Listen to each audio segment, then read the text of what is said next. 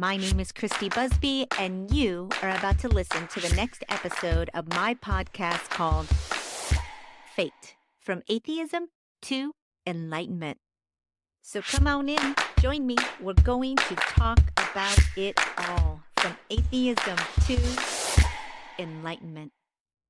Alrighty, guys, here we go. Get ready, and welcome to your F.A.T.E. Welcome, everyone, to the next episode of F.A.T.E. How's everybody doing today?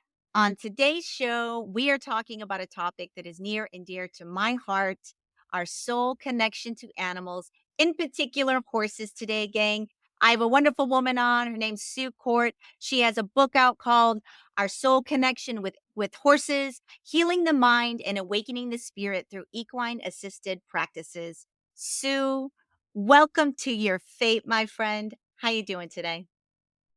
Wonderful. Thank you so much, Christy. It's great to be with you. Well, thank you for being a part of the show. I really appreciate you taking the time to be with me today, all the way from New Zealand. So here we are, the marvels of technology today, folks. So this is a topic that is really important, I think. Personally, my own experience with animals, I actually do have a degree in animal behavior and neurobiology. I used to be an animal trainer. I actually used to work with horses myself. I'll tell you a little bit about that as we get into the show.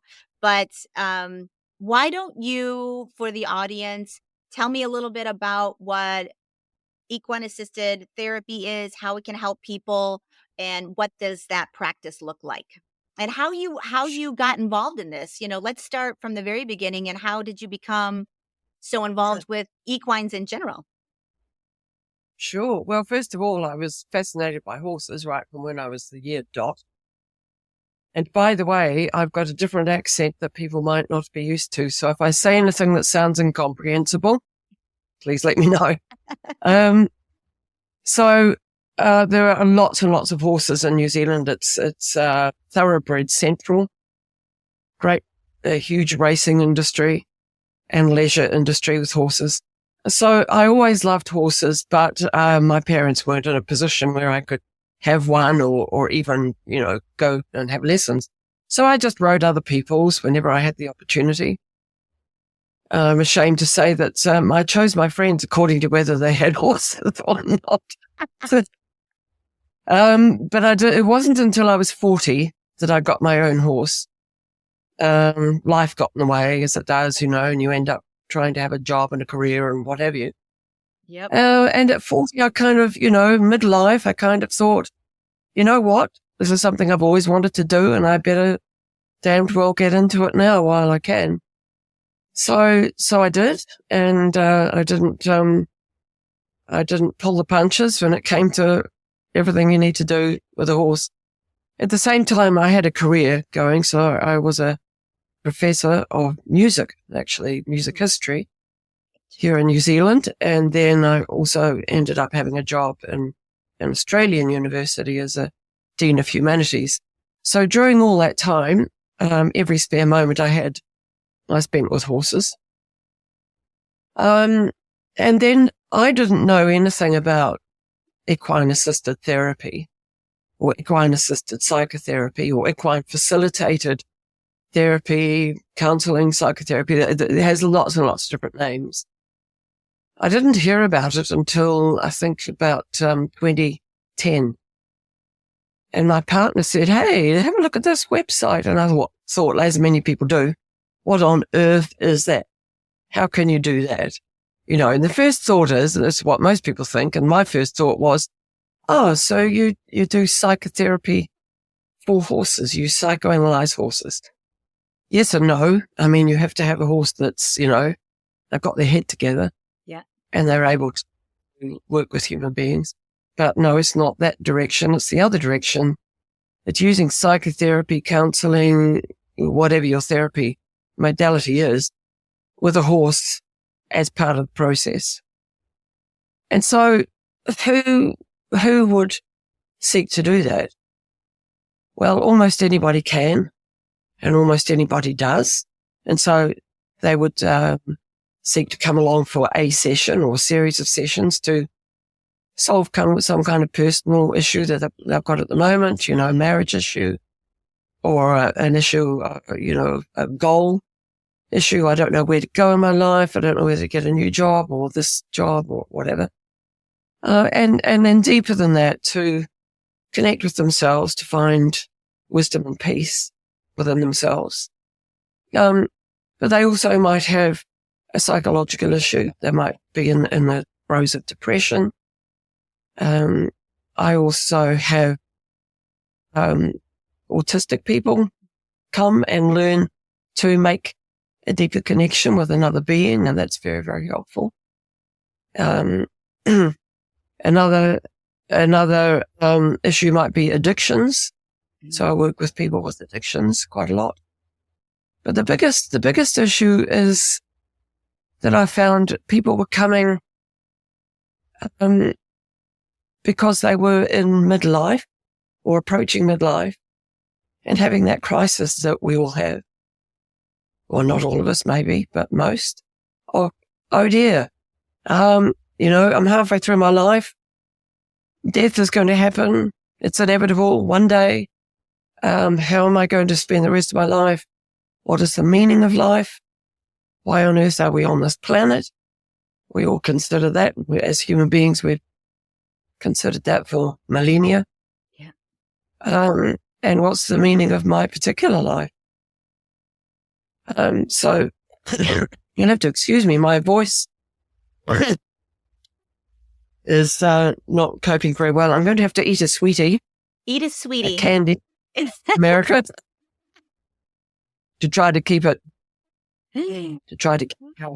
So does that give you some idea of the? It does. For me, growing up from a childhood, I always had a profound connection with animals. I don't know why. I was born that way. My soul was always attracted to other animals. I grew up in a rural area. I was in the woods. I would bring home squirrels that fell out of the tree from their mamas. I would nurse baby birds. I would catch frogs and snakes and release them. There was not an animal under the sun that I didn't want to protect. And I followed that all the way in through college. And I've worked everything from hippos, rhinos, hoofstock, primates, big cats, you name it. And my life went into a bit of a different direction because I found myself not being able to pay my bills and do what I loved. And that was a difficult decision for me because still to this day, I have an affinity for animals that I'm very much up to date on what's going on in the world of animals. But I will say that I believe that people would be, and you can chime in because you're more of the expert on this than I am, very surprised at the deep well of soul connection you can actually get from sitting with a majestic being like a horse. They do have this energy within that if you listen, if you're calm, if you're able to pick up on their subtle behaviors, they will be able to open your heart and open your mind to a different way of walking in the world. Wouldn't you agree? Absolutely. I mean, the bottom line is that we are mammals as well. And we live our lives protected. Sometimes 100% protected from nature without living in our houses that are waterproof, which is nice. Thank goodness for that. But we're so protected from nature that we forget who we are and we forget that we are mammals.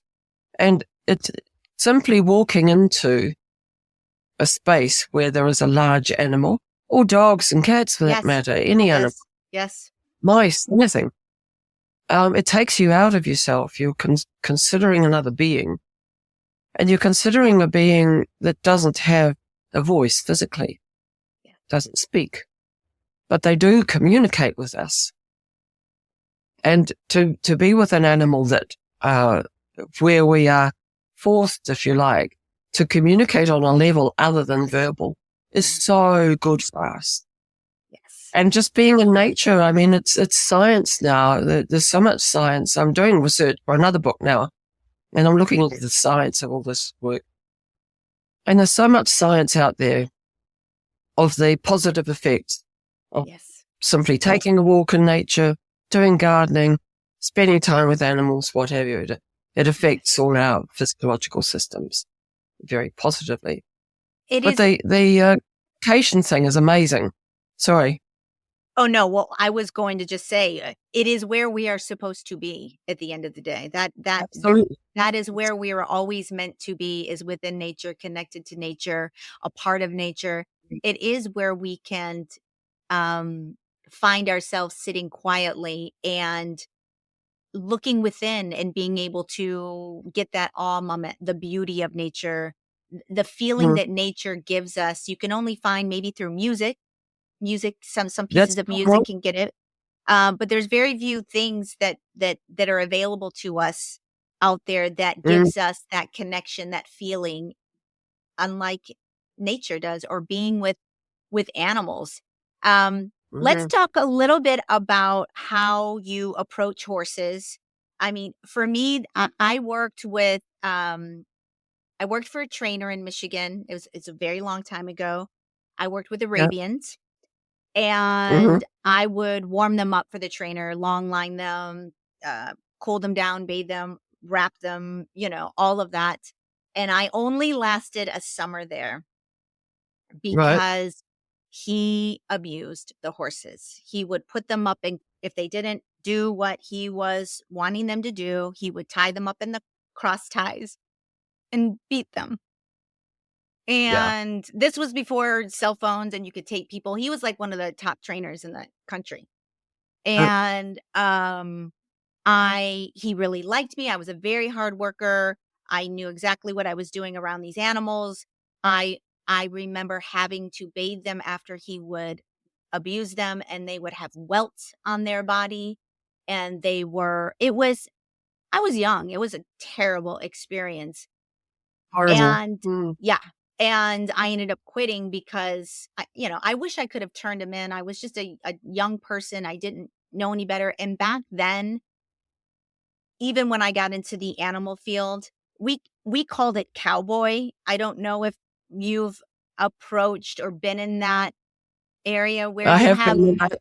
two different ways of dealing with animals. You can look at them as sentient beings that have thoughts, feelings, that you can get them to do what you want without using negative reinforcement, without having to beat them, without having to use means in which is hurtful physically or Sure. mentally to that animal. Yeah. And when I got into the animal field, there was two modes out there, and it was very prevalent for this cowboy mode. For instance, if you were going to load a camel into the back of the truck to ferry it to another exhibit or something, it was two ways you could do that. You Mm. could work with that animal, baby steps, feeding it in there at night, giving him some positive reinforcement for stepping into the trailer, and you could gradually get that animal to load calmly and safely into the trailer and get that animal on the move. Or you could take your pocket knife out of your back pocket and ram its back legs in there to make it go in the trailer. And I don't know how prevalent that is out there in the world of equines or anything, or if it's still a thing, but it very much was prevalent. And I can't tell you how many times I would go behind a barn and cry because Mm. of practices like that. In fact, to this day, I was made to twitch a horse. You know what twitching is, don't you? Yeah. Yep. On the And nose. Yep. yes, for folks out there that don't know what it means when you twitch a horse, you basically have I had a long club-like thing with a rope in a circular uh attached to the end of this club, and you would put you would grab the muzzle, the nose, the prehensile nose of the horse, and wrap it in that apparatus to the point where it would subdue the horse, is what they would say. Oh, it's subduing the horse. It's just making it so you could groom it, so you could manage it, so you weren't in any danger of it doing anything. But I still to this day, quite frankly, Suzanne, can't even believe that I was a part of doing something as brutal as twitching a horse. It is just a practice that I hope doesn't exist anymore. I don't know. I've been out of the animal industry so long, but I'm afraid it has. I'm it afraid it does. does still. There are even veterinary surgeons who use it, and they say, Oh, "Oh, look, it really doesn't hurt the horse. They're not sensitive there." But if you've that ever is. touched the nose of it's the most beautiful, velvety, it's the most sensitive part of the being because they put that area Yes. on the ground. Yes. Now they don't actually see what their nose is eating. And we can experience that if we put two fists in front of our noses and then look Yeah. around. We don't see directly in front of us. They feel it. They feel the right sort of grass to eat. And they're very selective in what they eat. And so they're extremely sensitive in the nose. But what you've just described to me, I'm afraid, is still prevalent in the horse Oh, world. that's But heartbreaking. it is indeed, but there are some hopeful signs. Like right now, we're at the beginnings of the Olympics in Paris. Yep. And you would have come across, I'm sure, I don't recall her name, but a top-level equestrian was excluded from being able to compete because she was videoed 4 years ago beating up a horse. Oh, Now, as you say, back in the day when these things happened and you were around, you didn't have a means to video. Now, of course, people get caught out. yeah. And there was also a situation in the previous Olympics, very similarly. But I can't even watch the Olympics anymore because even the best riders, they've got all this metal stuff in their mouths and they're pulling and you can Yep. see the The effect on bridles. there. Yeah. Yeah, and in dressage, there's the pulling of the head down. There's Yep. so much unnatural stuff. Yep. Horrible. I mean, Taking the in terms of the way they pick up degrees, feet, that's completely yeah, unnatural behavior. I mean, there's some horrible natural things. yep. Mm. And But so I was aware of this really early on when I got my first horse, and so I took myself to trainers who were in the so-called natural horsemanship arena. So I thought, well, this is going to be nice and natural, gentle, compassionate, but unfortunately, it's not. Not totally. It's getting better, I think, but this was back in the 1990s. And I went to some quite famous organizations and I traveled to the States and learned and so on. But practices there included using force and intimidation. And then, these people would profess not to use force and intimidation, but they would. So for instance, getting a horse into a float or squeezing them between two barrels or something like that. If they didn't do it, the whip would come out, whack, whack, whack, whack. And the mantra was, you've got to show them who's the boss, or putting a bit of finesse on it, you've got to show them that you are the alpha horse. So I took that on board thinking, oh yeah, okay, I've got to show them I'm the alpha horse. And unfortunately, like yourself, I got involved in doing some beating up and yep. throwing my weight around. Yep. I since learned from more compassionate trainers and from experience from the horses themselves that there's no way that you ever have to discipline or punish a horse. All you need to do is ask them and show them the way. And so it might take 2 hours one day to get a horse on a float, doing it compassionately. The next day, it'll take you 2 minutes. Right. If you do it with force, you might get them in 2 minutes, but you won't get them at all the next day. You might not even be able to so-called catch them. That's right. So I got to the point where not only I became very careful about how I ask my horse to do anything. I'm also careful about how I speak to them and about them. So I don't use the words catching a horse. I say invite them to come with you, or invite them to have their halter put on. I talk about horses as he and she. They're beings, they're not its. And I can't bear it when people talk about any animals as it. Why would you do that? You don't talk human beings as its. Well, if you do, you get into a bit of trouble. So all of those things that we need to be careful, inviting the horse to come with, and in that invitation, in the work I do in equine assisted therapy, I've got 7 horses to choose from. If one of them doesn't want to come that day, that's fine. I'm not letting them get away with it. Right. Who knows how they're feeling that day? They might have woken up with a headache. Who knows?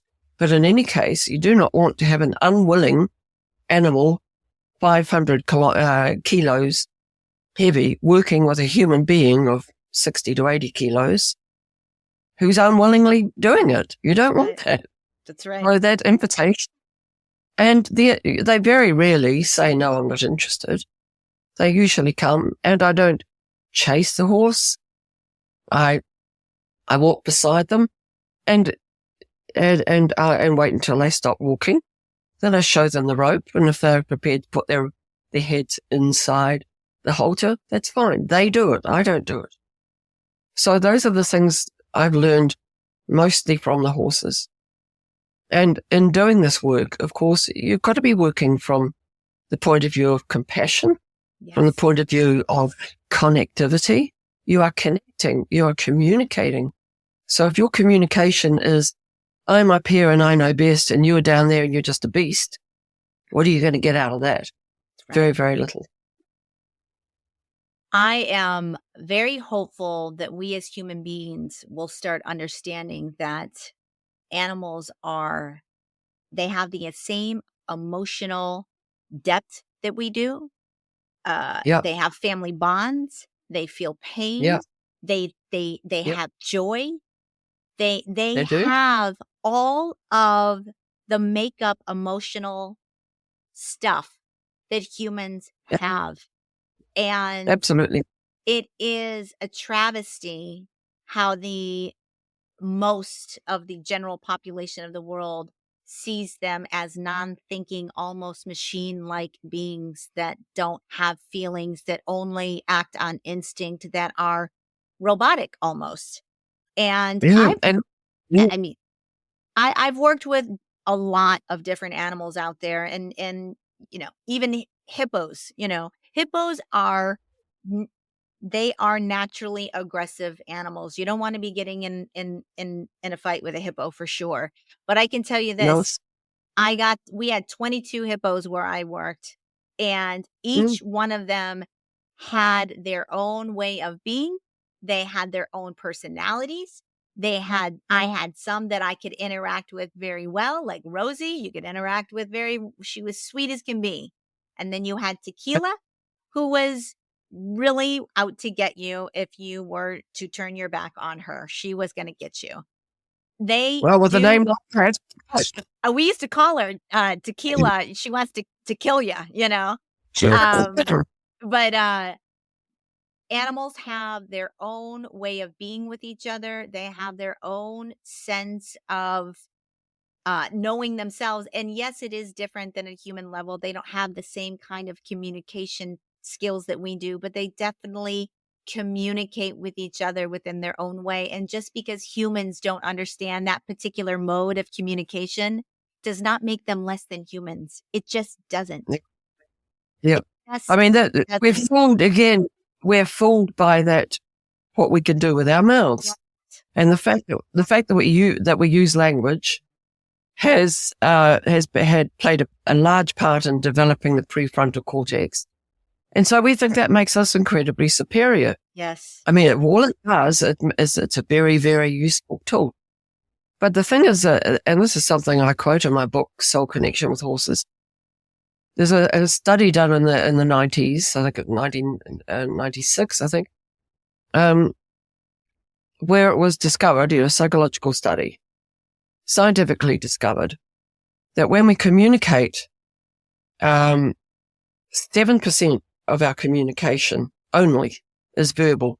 The other 93% is a combination of body language and other things. It's not a tone of voice and body language and what we, send out there through energy. Yep. Only 7% is verbal. So even in this capacity using electronics, we are communicating to each other, looking at each other, reading each other's facial expressions. Feeling each Now, other. horses, Yeah. they're the same, but the reason we don't give them as much credence for that and for having facial expression is that they are prey animals. So they don't go around emoting the way we do. They don't, when they express themselves, they might do it with a very subtle one movement of an ear. And the reason they do that is because when they're in the wild, they don't want to, and even our domestic horses, of course, have inherited all of this. They don't want to draw attention to themselves. So they don't go around the paddock shouting and yelling and having arguments and, very, very subtle communication so that a predator, a lion lying in the grass, is not going to be, drawn attention to the animal. So when you work with horses in that way, you can look at them, start to observe them. And this is something I was going to say teach. I don't exactly teach it, but I open clients up to observing everything that the horse is expressing, especially if they're brushing a horse. I tell them to look at the horse's head and tell me how the horse is feeling. And at first I'll say, well, it's feeling nothing. It's just standing there. Then I'll say, well, what's happening around their nose? What's happening around their mouth? What's happening around their eyes? And it's very, very subtle movements. Yeah. But they've got 17 muscle groups that move their faces in very subtle ways. And after a while, you learn to read that. Yes. And you can see pain, discomfort, joy, humor, all sorts of things emotions that you can read with a horse. Yep. But we live in a very strange world where we can't, that can't be accepted on an experiential level. It has to be measured scientifically. And fair enough, there are people out there doing this work, recording facial expressions and then categorizing and putting them into categories of this, that, and the other. But as a horse owner, you know these things, if you choose to notice them, and you can read your horse. But the thing is, as human beings, we can't even read each other as well as we used to. I heard just yesterday on a podcast I was listening to that in elementary schools in the United States and possibly in other countries as well, but it was just talking about this particular instance, teachers in elementary school, they're having to teach children how to read the human face so that they can read emotions because they spend so much time. Because they're looking at a screen all the time. Screen. Yep. And even if they're looking at real people on a flat screen, it's just not the same. And a lot of it, of course, is cartoons, and a lot of it is shooting and banging and, putting things together, making stuff. Great.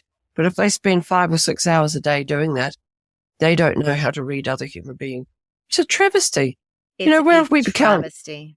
And become as human beings?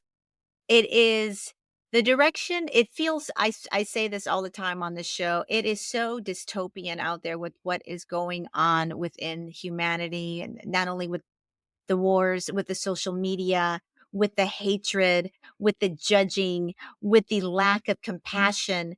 And, it's no wonder in our lack of connectivity to nature, to horses, to anything that's going to give us a sense of, to shed our, the greed, the materialism, the superficiality, the all of things that have captured us over the last, I would say, good decade since social media came on board, that we are bigger than what we think we are. We are beings of light with souls that are here for a purpose.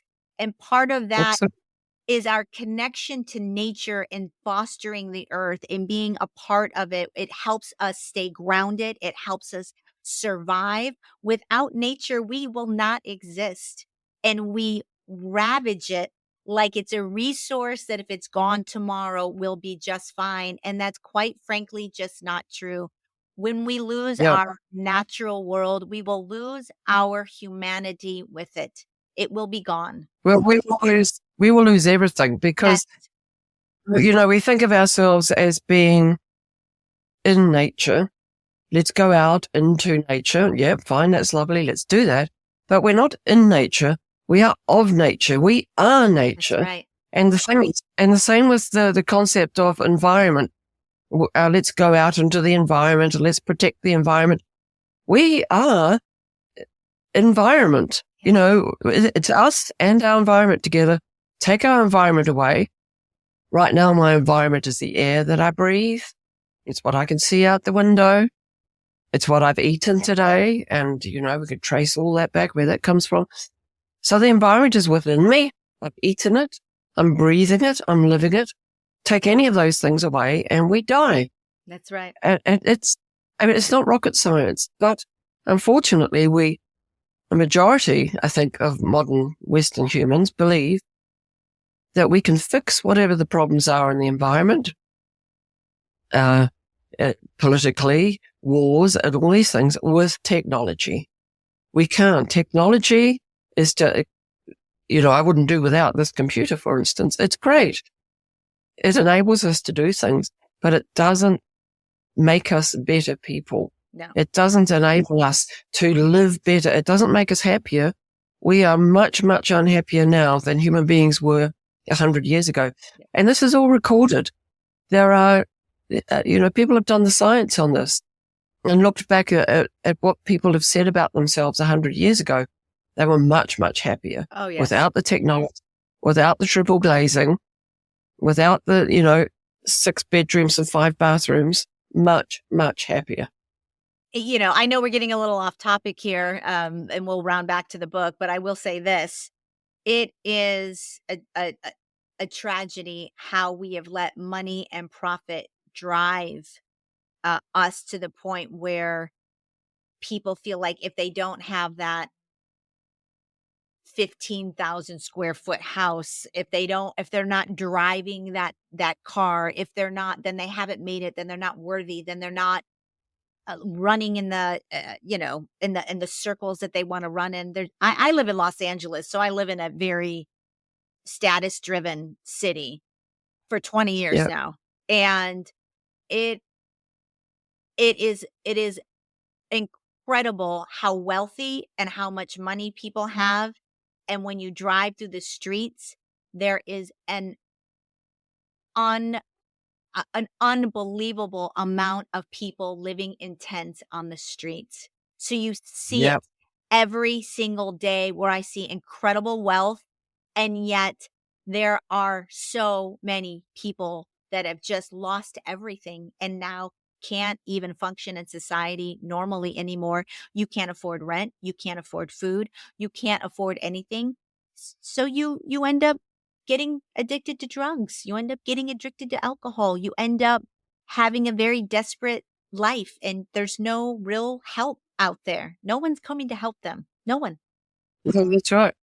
And nobody's coming to help people that have got the new Lamborghinis and BMWs and the massive houses. Nobody's coming to help them No. who feel that they are soul dead, that they've lost connection with spirit. That's right. They've lost meaning. They don't know what their life is about, let alone what life itself is about. That's right.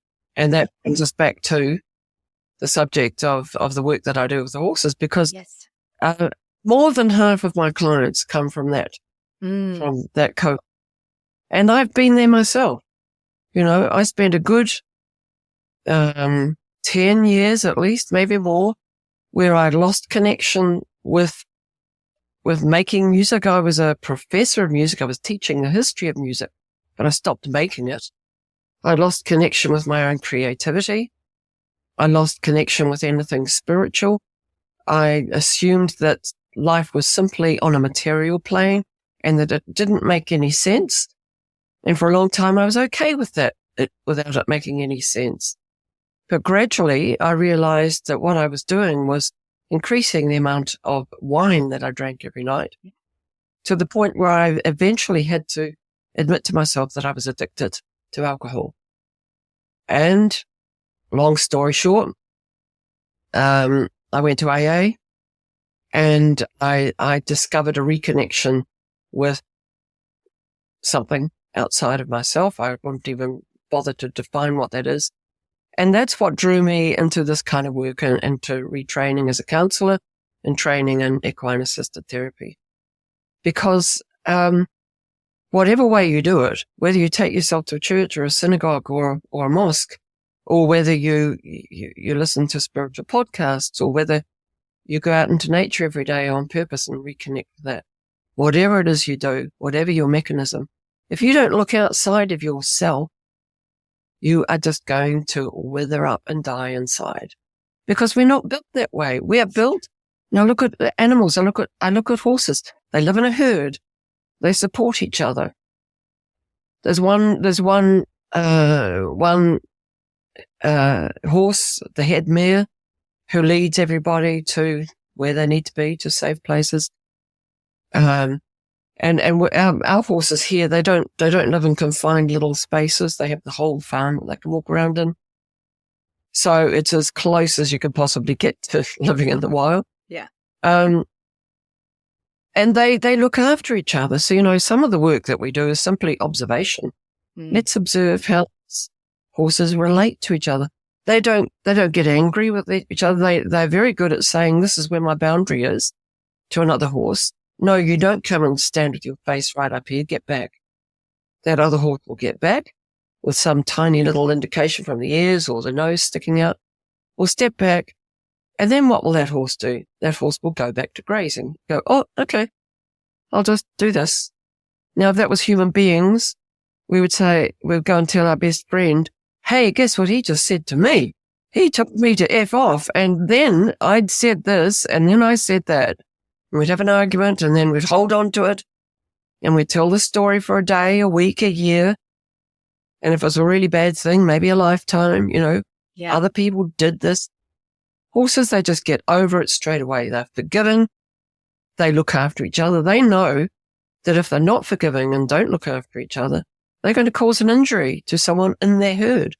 And if there's someone in their herd that's injured, that means the whole herd's at risk of predation. And it's, it's more than that. They're compassionate. Yes. We just, every now and then a horse dies in our herd, because we often take on elderly horses that nobody wants.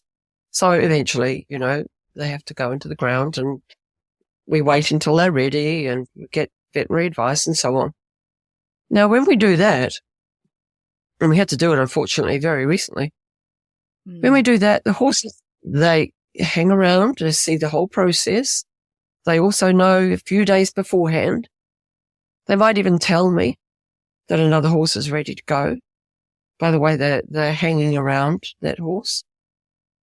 And then when the horse does go and gets put to sleep, and then a hole is dug, put in the ground, no horse leaves his property, dead or alive, put in the ground, they will do a ritual. They won't just go, oh, okay, horse dead, walk off. For 3 days at least, they will be doing some kind of process, just like elephants do. Yep. They have their funeral ritual. Now, you can't tell me that's not a horse that doesn't have the same emotions as us. And they experience grief. 100%. I think most of us who just have their family dog would recognize that family dog has love, has joy, has pain, sorrow, fear. I mean, there's anxiety medication for dogs left and right on the shelves now. I just think that it is unaccepted by science for many reasons. I think nefarious reasons. If we really understood how emotionally connected we can be with animals, how they are sentient, how they do have their own sense of being, of spirituality, of knowing who they are, then we would have to completely revamp how we look, how we manage animals, Yes. how we eat, our Yes. factory farming industries, our dairy cow farming, the way that I'm going to get on my soapbox here for a minute, folks, and just say the way that we do factory farming, particularly in the United States. I don't know how it's done in New Zealand or elsewhere, but it is Right. abhorrent what we do in the dairy cattle industry, the chickens, the beef industry. It is straight up abusive, disgusting. And if anybody knew where their meat or their milk actually came from and they had any kind of heart at all, I highly doubt they would be able to continue with the same practices. It would turn your stomach. I'm absolutely with you on that, Christy. I mean, the odd thing is I was brought up for part of my childhood anyway on a dairy farm. Mm. And it didn't occur to me that there was anything unusual about taking bobby calves away, or calves generally, away from the mother within 24 hours. Well, this is what you do. And then they go in a paddock over there, and then some of them get sent off and a truck comes and picks them up. Never occurred to me at that age, 7 or 8 or whatever. Yeah. But as an adult, and I live around dairy farms as well, I cannot stand it. No. It's absolutely. We don't have the intense farming that you do, the indoor farming. Yeah. Of not of cattle, not of cows, but we do have it for pigs, crate farming, pigs in crates. Ugh. That they can't. Terrible. We have it for chickens. Those are the two that I'm aware of, but things are changing. The law has just changed in New Zealand regarding chickens. They can no longer be farmed in that intensive way. They have to have at least 2 hours a day where they can go outside. I mean, I don't see how that would ever happen in the United States. They are so lobbied. We are bought and paid for by lobbyists. We are bought and paid for by big corporations. And if it makes money, it wins in the United States. And Yeah. it doesn't really matter. And nothing else really matters except for the profits here. That's the American way. Yeah. It's sad, but that's where we're at with capitalism in America. Yeah. You know? But, this is an age where there's a huge crisis in mental health. Oh, yeah. There's a huge crisis in health generally. And there's a huge crisis in people feeling lost and doing crazy things with guns and so on. And one day we're going to wake up. I don't know how far along, towards the cliff edge we're going to have to get before we wake up. I But do the waking believe, up, go ahead. Sorry. well, I believe it's got to happen on an individual basis. I can only be responsible for me. You can only be responsible for you. But the more we talk about it and the more, we get some messages out there, such as you are nature, connect with nature, see what you can learn by realizing that you are a mammal and that you are the same kind of being as a horse, as a cow, as a hippo. The more we can do that, then the less likely we are to have these other greedy practices. But I've just got to tell you, my pet thing at the moment is a book I've been reading by someone called Ian McGilchrist. And he's a neurologist, neuroscientist, and a psychiatrist, and he initially did a PhD in English literature. It's a massive, massive tome where he's discussing the left and right hemispheres of the brain. And it's just a beautiful read. It's easy to read, even though it's massive. And also there are some beautiful interviews of him. So all you need to do is Google them, really. And he discusses how the left hemisphere and the right hemisphere are incredibly different. And it's different from popular science of, oh, you're a left brain person and you're a right brain person. And the popular science says left brain is mathematics and the right brain is creativity. No, it's not that. The left and right hemispheres both are involved in every aspect of our thinking and doing things. But it's a way in which we interpret the world. We, in the Western world, have learned the last 300 years to interpret the world from the left brain emphasis, which is chopping things up into little bits dissecting, seeing if we can get down to the minutest little detail. But there's not understanding. It's knowledge, but not understanding. Right. The right hemisphere is involved in knowledge, getting an overall understanding. What is the larger picture? That's what we don't do in our society now. So until we get to that different way of thinking, nothing is going to change. So anyway, that was my little soapbox. Anyone who's interested in this, please get a copy of his book. It's called The Master and His Emissary. So the master is the right hemisphere. The emissary is the left hemisphere.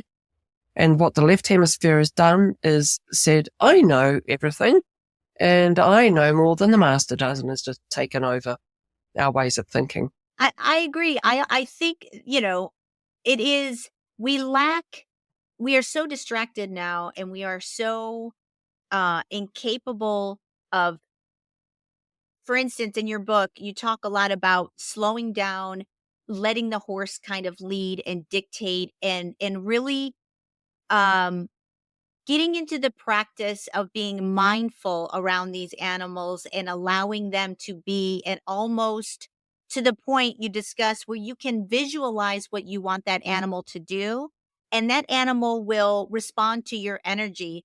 And that takes a level of calm, intention, energy that human beings are incapable of settling into. It is the phone, it's the work, Mhm. it's the kids, it's the Mhm. traffic, it's the whatever, it's I gotta make money, it's this.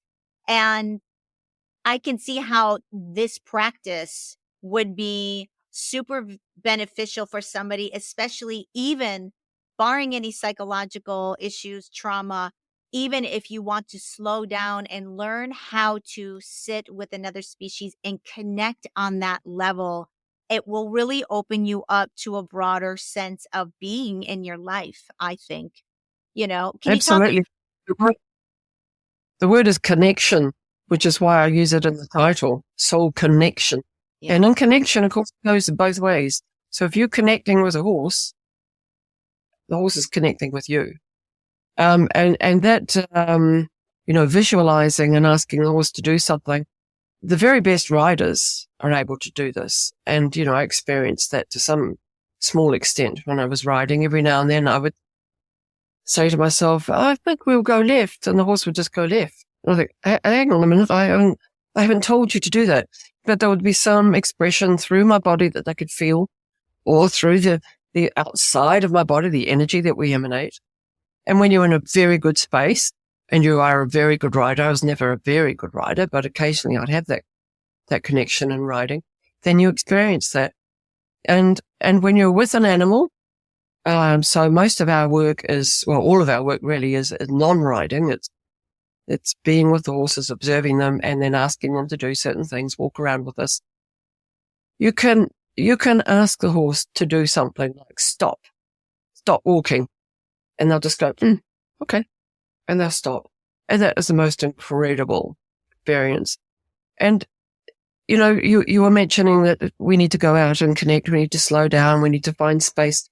I'm mindful that people that live in LA, they can't go out and just spend time with a horse or a cow or whatever. They might have a little dog living in their apartment. That's great. But what you can do, all sorts of little micro practices, which I mention in the book, Soul Connections, is every now and then between two tasks, you know how we have this list up here that arrives in the morning, first thing in the morning. Oh, Yeah. there's these 20 things I've got to do today.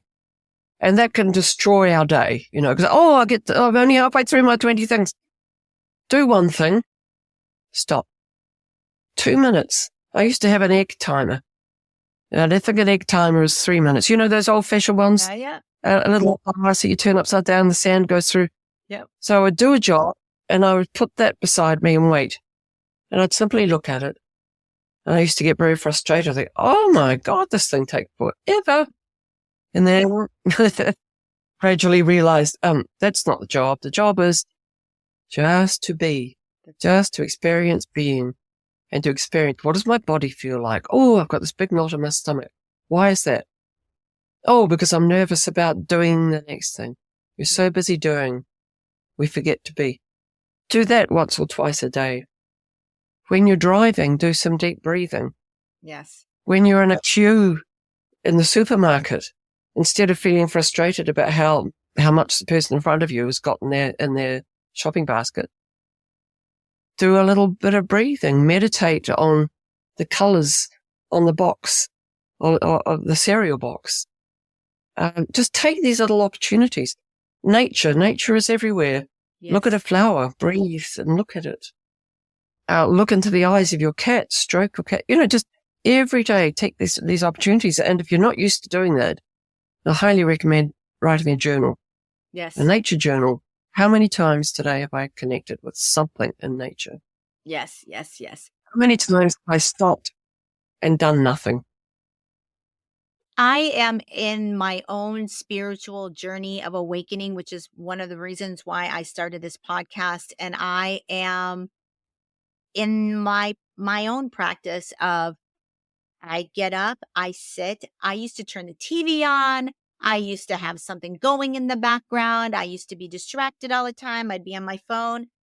I sit in silence. I sit and drink a cup of coffee in silence. I sit and I settle into my body and I just breathe. I don't think about anything. I don't worry about anything in that moment. And I set an intention for the day. And I spend that time when I can. Right now I have a job in which I freelance. So I just wrapped a show in July 10th. So these last couple of weeks I've had off. So I've really been very much setting that intention, having that alone time, breathing, meditating. And it does give you a sense of calm and a sense of being more than just um it's you really start looking at life and you start wondering why we all accept life the way it is, as far as, we give 60, 70, well, I do 60, 70 hours a week of our lives to a job. We get 2 days to kind of recuperate and get into it again. And then maybe you'll get 10 years on the back end of your life to have a little freedom. It just really makes you wonder You're lucky if you're lucky, that you're lucky to probably die before that time of some stress-related disease. Yes. It's incredibly unhealthy. And I used to do the same. Wake up, radio on, Yep. TV, news, and we're an automaton. Who's running us? Exactly. We're being run by voices and things around us. And it's crazy. But when you stop doing that, I don't know if you experienced this, but I certainly did. You experience a kind of emptiness and there's a fear around that. Like, what do I do now? And then that brings up the question of, who am I? Yes. And what we're doing with all this colouring in, I think of it like a kid's drawing, you colour in all the spaces. If we colour in all the spaces, there's no room for the question of who am I? Yes. And it's a little bit uncomfortable, that question. But it's that discomfort that we need to live with, because there we hold the mystery. If we're not prepared to hold the mystery and hold the sense of nothingness, yes, then we are on a road to a stressful, uncomfortable, very unhappy life. I completely agree. And I think that there's so many of us waking up to this who am I question, this rejecting the lives in which we are expected to live. They are unfulfilling. They don't lead to good outcomes. They don't make us happy. And I think that as time goes on, there's going to be more and more people waking up and asking not only who am I, but why does it have to be like this? Why did we set society up in such a way that is not beneficial for the majority of us, unless you're extremely Yeah. wealthy and born into wealth or have some sort of silver spoon. You're probably going to be living a very difficult life where you have to fight this over competition, this over feeling like we're on this hamster wheel to eke out this very basic unfulfilling life that we're expected to live, because that is what society tells us. There's just so many people out there that are not feeling that are feeling that there's got to be more, there's got to be better way uh to pursue our life and to fill our life's our sole purpose, and to have more joy, and to have more creativity, and to have more stillness. And all of those things are a part of the human makeup that are, I think, being stolen from us by the way Yep. society has told us we have to live. It's being literally taken from us. Our Yeah. our And we think it's more, more, more. We must have more, but Yes, actually it's less. it's We less. must have less. So, we do as individuals have the option of letting go of some of this. Yes. We have the options of getting off the hamster wheel. Yes. It doesn't feel like it when you're on there, but you can. We can make a choice and do something completely different. Yes. And we have the option of not accepting the rules and regulations. I mean, we do have to stop at the stop signs and stuff like that, the traffic lights, but we don't have to accept all the things that are taught us. We don't even need to argue against them. We don't even need to announce to anybody. We can just silently go, no, I don't need to be grabbing more. I can be happy with what I've got right Yes. now. Do I need to go out and buy more clothes? Not really. Do I have enough to keep me warm? Let's just stick with this until it gets embarrassingly holdy or whatever. Then I'll go and buy another one. I don't have to keep filling the wardrobe full of more clothes, because then I have to go out and earn more. Then I'm back on the hamster wheel. That's right. It's so And true. yeah, the question of who am I cannot, the other thing that, I really want to impress on your listeners and my readers is that question, who am I, is not going to be answered successfully verbally, because that's using the left hemisphere that wants to know, oh, it's a bit of this and a bit of that, and we'll put this together and that together, use this technique, that technique. And neither is it an identification. It's not, the answer is not, oh, well, I'm a secretary, or I'm a counselor, or I'm an electrician. That's not who I am. Or even adding things in like I'm a mother, I'm a son, I'm a daughter. Those things are true, but that's not, your identity is not wrapped up in that. So the answer to the question, who am I, ultimately is nonverbal. It's a sense of sitting with the mystery. And I mention in the book, I don't know how much sense it makes to anyone reading it, but it makes sense to me because it's experience. And most of that book is experience, by the way. Yes. Even though I've added in a couple of 100 footnotes and communicated with other people and read the science and so on. But it's based on experience. And the experience that I had when I got my very first horse was I'd look into his big brown eyes and I'd ask him, who are you? And it just absolutely fascinated me. I was obsessed with it. Who are you? And then, in my spiritual development, I came across Ramana Maharshi. He used to ask, he's about 100 years ago or so now, he was doing this, teaching in India. He used to ask his followers that question. That's what you meditate on. Who are you? And I used to think, oh, what a crazy thing. I'm just me, and I do this and I do that. But what he wanted to do was to draw us to a space of spaciousness where you feel who you are. You feel your beingness, and that beingness is connected with everybody else's beingness and with every other living thing on this planet, even a blade of grass.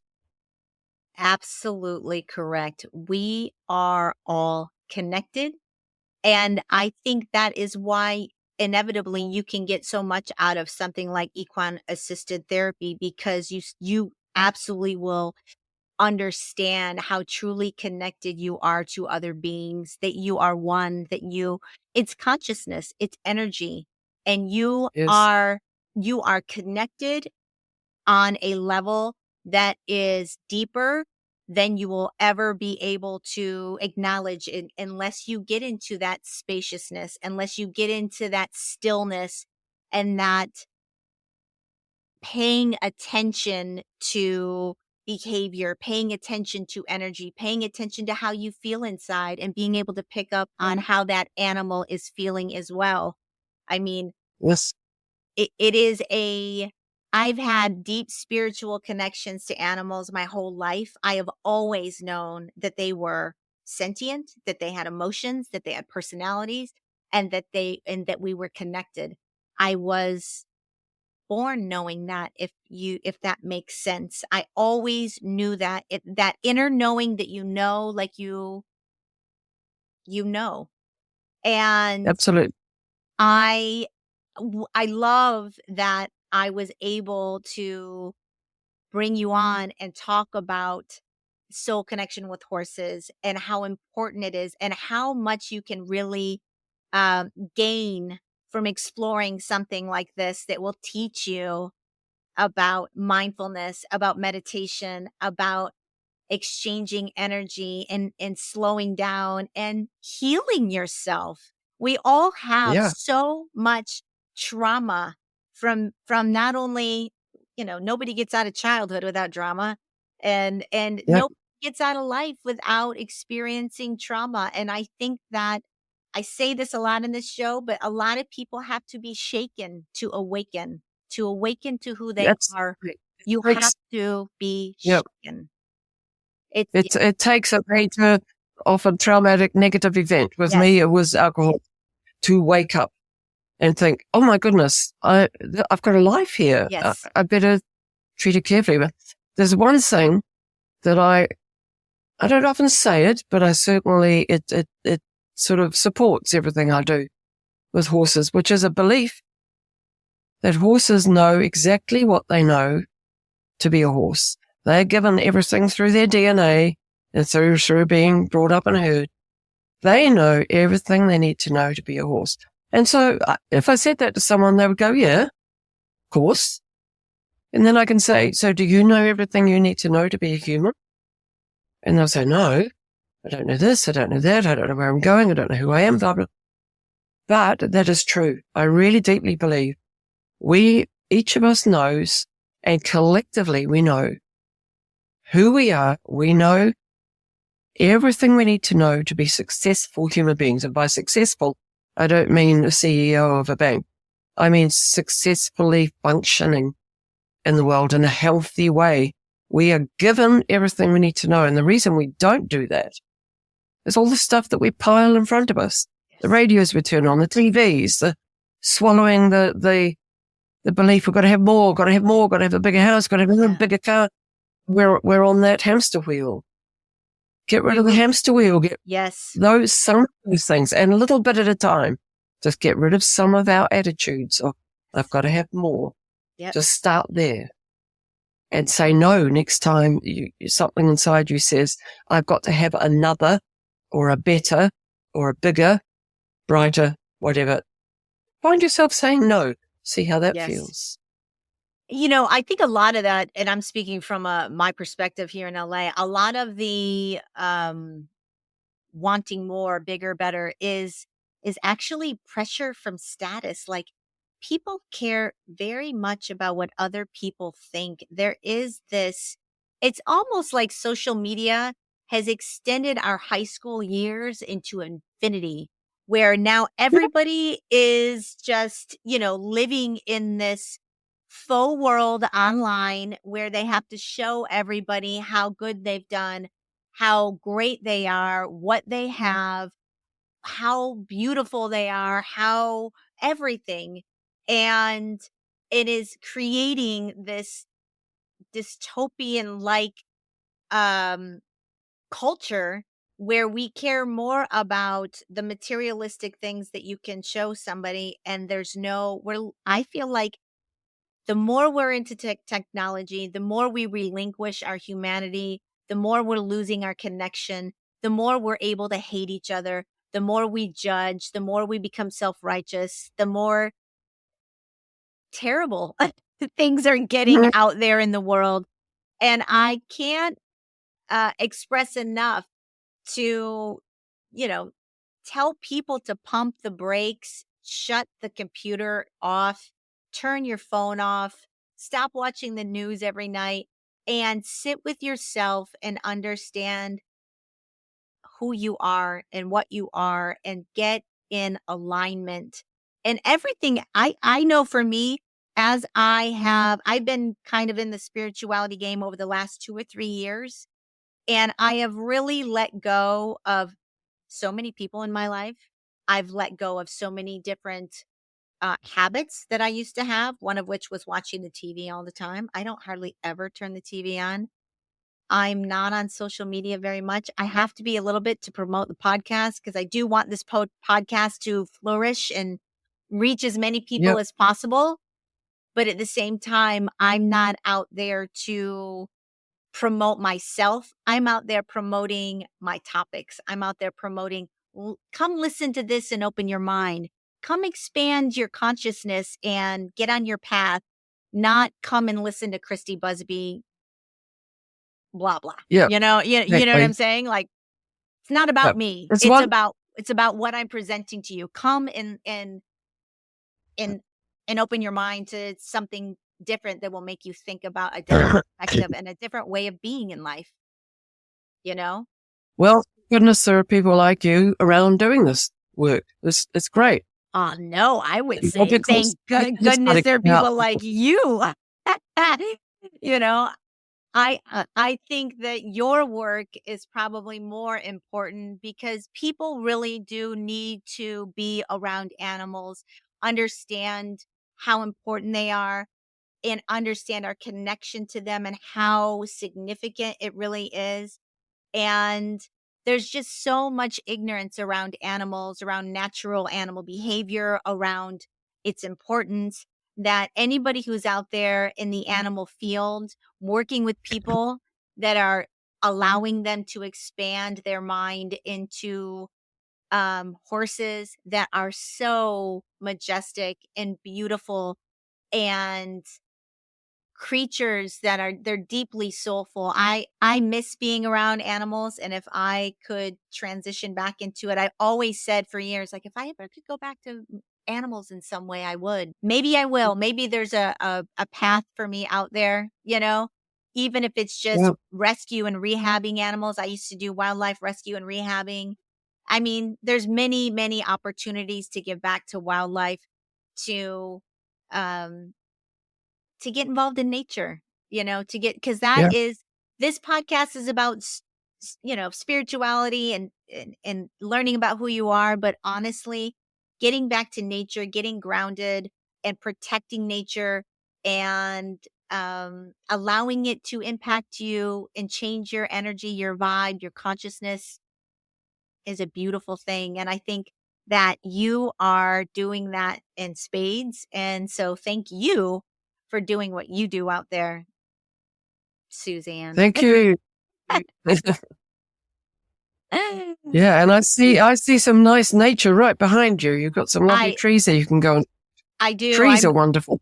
I'm in nature every single day. I live on the Lovely. back of Griffith Park, so I can walk into Mm. Griffith Park every day. And every day I'm in that park, I'm walking under the trees. And I don't think I could live in LA in the concrete jungle. I'm not a concrete jungle kind of girl. I just feel lucky that I'm here, that I can look out my window and see beauty in nature. And I think if more people looked out their windows and saw beauty in nature instead of concrete or a wall or a building, Yep. it could You change know, your energy. even even if someone is living in concrete walls and all that stuff, and a lot of Yeah, people had a choice to be otherwise, guess what we've got up there? yeah, Sky. that's There's right. nature, and it's infinite, and there's a way in which you can enjoy the shape of the clouds, Yes, provided there's not too much pollution around. There's always something, or a pot yes, plant, yes, cat, what, or every time you walk somewhere and you see somebody else's dog owners don't mind if you go, oh, can I just say hello to this dog? I'm one of yes. those people. Me too. Uh, Guilty. yeah, we can all find ways of opening up to nature. And the thing is that unless we open up to someone else, to some other being, to nature, unless we choose to open, nothing's going to happen because we're just going to go around like in a hall of mirrors, repeating the monkey brain thoughts of I'm this and I'm that and I'm the other thing. And it's Right. all about moi, all the stuff that goes in here, most of it. Yes. So that's why it's so important that we look outside of ourselves. I agree. I 100% agree.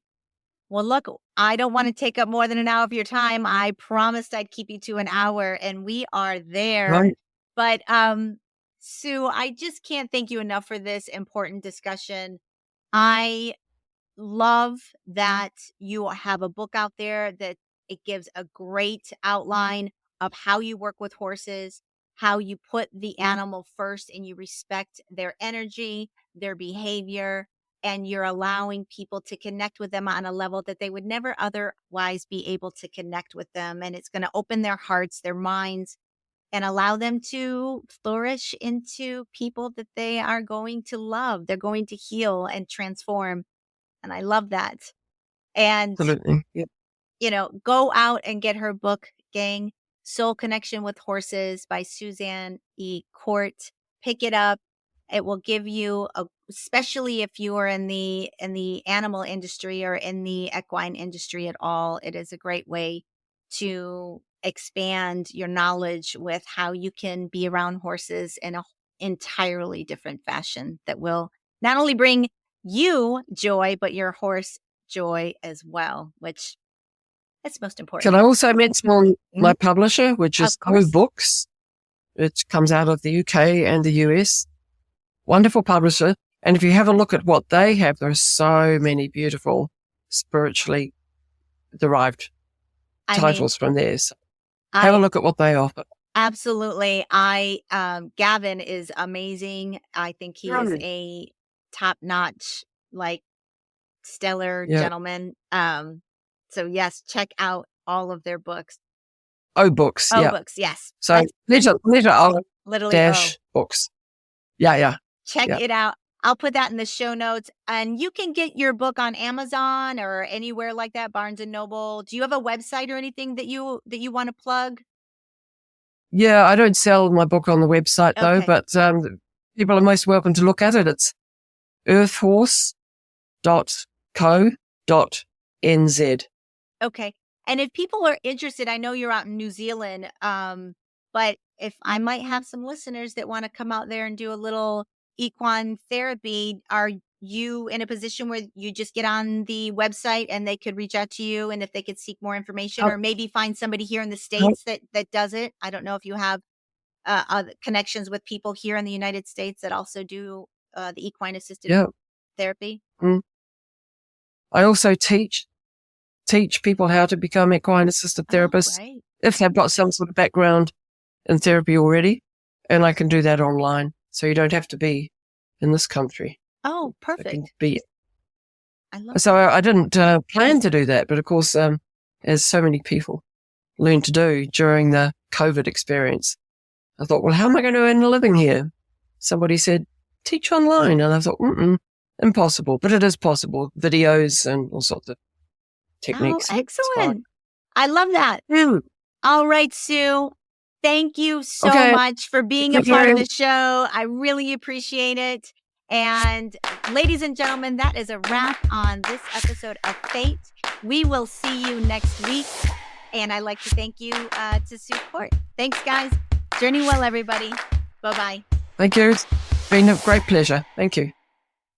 That is a wrap on this episode of Fate from Atheism to Enlightenment. I hope you enjoyed the show. I really loved our conversation. I know we got off topic a few times. I know we each got on our individual soapboxes a few times. But for me, this topic is so near and dear to my heart for my entire life before I was ever spiritual, ever. I always had this fundamental, deep connection to nature, to wildlife. I always knew that's where it was at. I was extremely lucky to grow up where I did, where I lived right across the street from the woods. I spent most of my time every day growing up in the woods. And I still, throughout my entire life, always tried to stay in a very nature-esque um, place to hang my head at night, which is probably why ever since I've ever been in LA, I have only lived in the hills where you're up and away from the traffic, the congestion, the people, the noise, and it's calm. And I get up and I hear birds chirping outside my window and not honking. For me, I've just always been one to gravitate towards nature. I'm out in it every day. I'm very lucky to live in an area where I can walk into a beautiful park that is beyond your wildest dreams, beautiful. And I don't know if I would be happier anywhere else at this point. I've been here a very long time now, and I can't imagine wanting to be anywhere else. It's um it's a beautiful life. I'm very grateful and I'm very lucky. Um, pick up her book, Soul Connection, Healing the Mind and Awakening the Spirit through Equine Assisted Practices. If you are interested in animals and getting into the animal industry, if you already are in the animal industry, I commend you if you are, by the way, because it is not a job where you're going to have a financial boon in a lot of cases. It is very hard work. It is a labor of love. And many, many, many times in my life, I have rethought my decision to leave the animal world. But at the end of the day, life takes you in different directions. And being on my own and not being able to afford to sustain myself was a matter of survival. And don't get me wrong, I've had a amazing career in the movie industry. I have done and seen and gone places that nobody else gets to. And that has also been a journey that has led me to where I am today. And I think it was a important part of my life. But did it fill my heart like the animal field did? No. Is it anything like walking into the hippo barn in the morning and listening to them just start off their day with the wheeze honk, and one would start and the entire barn would chime in almost as in a good morning? It is shakes you to your core, opens your heart, and allows you to feel things that you just can't with any other type of work. So if you're in the industry, whether you're working with equines or hippos and rhinos like I did, it is a soul-filling, purpose-driven way of being. And anybody who is there in the trenches with these animals on any level, I salute you. You are gifted and you are good. I am very happy that we were able to not only speak about our soul connections with animals. I think it's such an important topic. I meant every word I said on this show, that animals absolutely have their individual personalities, their individual ways of being. They have communication, emotions. They are sentient, just like us. I cannot express myself enough to my listeners that everything in my being, everything that I've ever learned from animals went in that direction. Everything. And I spent quite a few years working with animals throughout my whole life, really, between animal rehab, various zoos, horse farms. I mean, I was always doing something in animals up until my early 20s, mid 20s, but it was a lifestyle for me and I miss it. I'll show you who my little precious girl is now. If you're on YouTube, you'll see. If not, find me on YouTube. She's pretty cute. Come here. This is Maggie.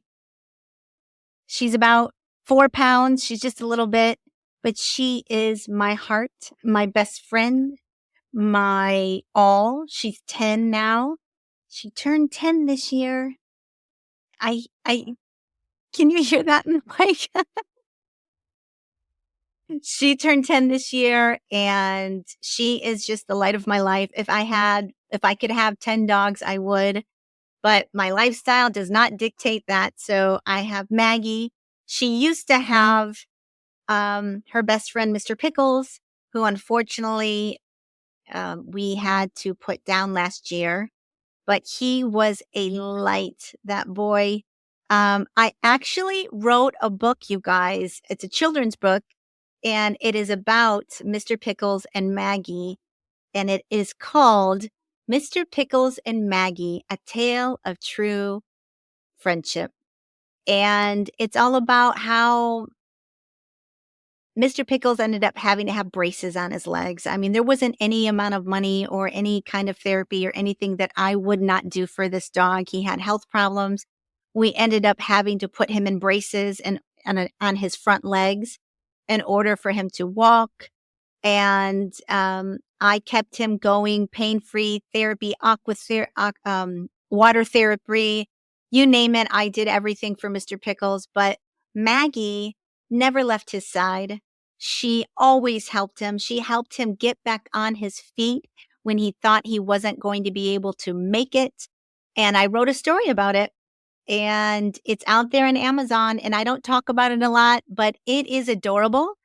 And it is basically about having intestinal fortitude. And when life gets you down, you have to find the courage and endurance to get over and through things. And sometimes you need a best friend in life to do it. And it's a precious book. It rhymes. If you have a child out there and you're looking for a good nighttime read, something inspirational, cute, and it's a true story, every word of it. It even is illustrated with my own personal photos of their journey. So I know that was a long little plug of my own book, but I do think it is a worthy um, thing to plug. It's just, let's keep Mr. Pickle's memory alive. And who doesn't want to take home a little bit of Maggie? Look at that face. Look at your face. Look at you.